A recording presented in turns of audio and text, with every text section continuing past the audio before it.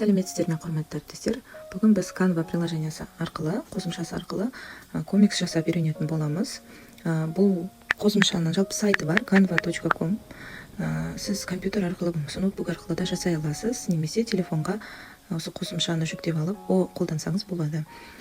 Қазір сіздерге комикс жасау үлгісін көрсетемін. Бірінші приложениеге кіргеннен кейін найти батырмасына комикс деп жаздым. Кілтті сөзді, яғни және де осы жақтан сіздерге әртүрлі шаблондар шығады. Фильтр арқылы шаблондардың тегін деген батырмасын басып алғаннан кейін бізге осы жақта шыққанның бәрі доступный, яғни өзгертуге келетін әртүрлі шаблондар шығады. Қалағанын, ұнағанын таңдап, оны өзгертуге кірісеміз.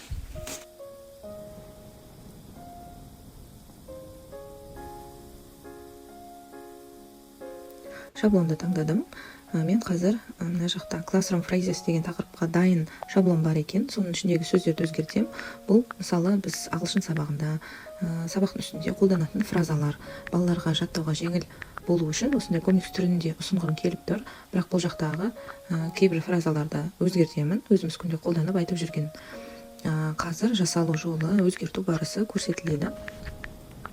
Сіздер суретті, түсті, жазуларды бәрін өзгерте аласыздар өздеріңіздің қалауларыңыз бойынша. Мен мына жақта ағылшынша жазып жатырмын. Сіздер өздеріңіз сабақтарыңызға сай ағылшынша, орысша, қазақша жаза бересіздер. Және де әртүрлі пустой шаблонда да алып оған суретін қосып жасай берсеңіздер болады.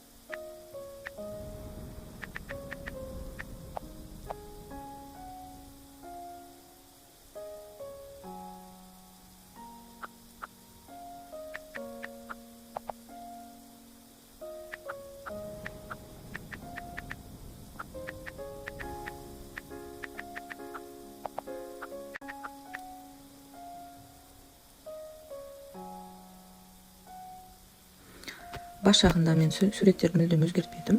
Соңғы жақта артында, көп комикстердің артында мынандай өзінің қажетті иллюстрациялары бар. Қосымша оларды копировать етіп, бірінші керек бетімізге қойып алып, суретті өзгертсек болады.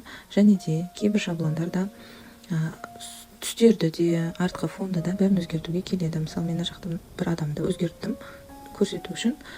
Және де үстіндегі адамдардың киімінің түсін, артындағы фонның түсін бәрін өзгертуге болады. Және де мына жерде тақырыпты да өзгерте аласыз.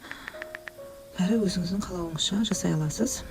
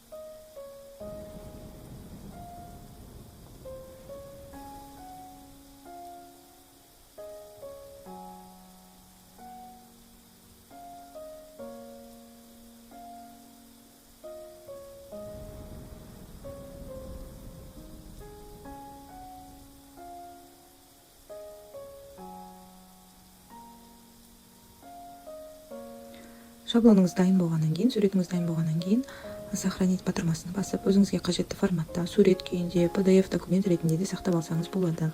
Сурет күйінде сақтасаңыз, галереяңыздан алып шығарып аласыз. Болмаса компьютермен отырсаңыз, тоже PDF форматта сразу сақтап шығарып алып сабағыңызда қолдансаңыз болады. Келесіде, мысалы, егер пустой шаблон болса, оған біз өзіміздің қалағанымыздай әртүрлі графика қоя аламыз, яғни суреттерді қоя аламыз. Жаңағы бірінші бетте плюс батырмасын басамыз, кейін элементеді басамыз. Осы жаққа поисққа өзімізге қажетті кілтті сөзді жазамыз. Мысалы, мен ол бала керек болды маған, ол баланы алдым, қойдым. Нақты фиолетовый плюс батырмасын басқан кезде сол элементтер, жаңағыдай рамка қоюға болады. Сондай қажетті нәрсенің бәрі шығады.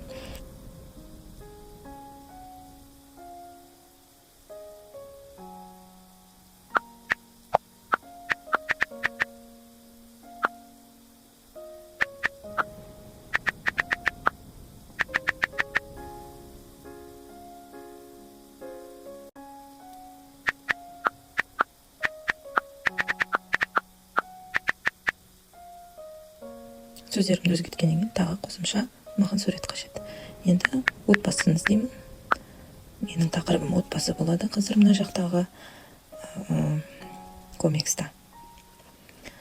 Өзіме қажетті суретті алып қоямын. Оны үлкейтіп кішірейтуге болады, көріп тұрғандарыңыздай. Осылай пустой шаблонды да толтыруға болады. Жаңағы өзіңіздің тақырыбыңызға сай жұмыс істейміз.